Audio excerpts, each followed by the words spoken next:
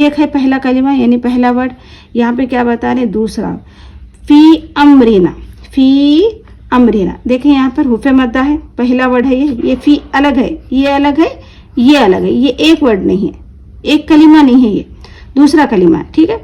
ये फी क्या है, ये एक अल्फाज है, एक वर्ड है। ये अमरीना क्या है, दूसरा अल्फाज है। अब देखिए ये फी क्या है, ये हुर्फे मद्दा है। अमरीना किस में आ रहा, अलिफ को हम क्या पढ़ेंगे, हमजा पढ़ेंगे ना, क्योंकि इस पर जबर है। तो हमजा दूसरे कलिमा में, यानी ये एक पहला वर्ड है, ये दूसरा वर्ड है, तो हमजा किस कलिमे में आ रहा, दूसरे कलिमे में आ रहा। तो ये कौन सा कायदा हुआ, ये कौन सा मद हुआ, ये मद्दे मुनफसिल।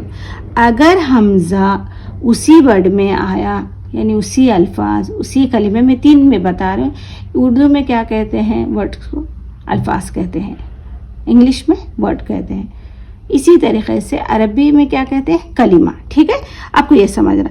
दूसरे वर्ड में क्या आ रहा, हमजा रहा, यानी दूसरे कलिमे में क्या आ रहा, हमजा रहा। ये कौन सा कायदा बना, ये मद का मद्दे मुनफसिल। कौन सा बना, ये मद्दे मुनफसिल। अगर हमजा इसी कलिमे में, देखिए यहाँ पर इसी कलिमे में, तो ये कौन सा बना, मद्दे मुतसिल, ठीक है।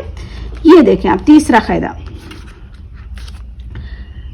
हुर्फे मद्दा के बाद वाले हुरूफ पर, हुर्फे मद्दा तो आपको पता है सबको, हुर्फे मद्दा के बाद वाले हुरूफ पर अगर जज़म या तशदीद हो तो मद्दे लाजिम होगा।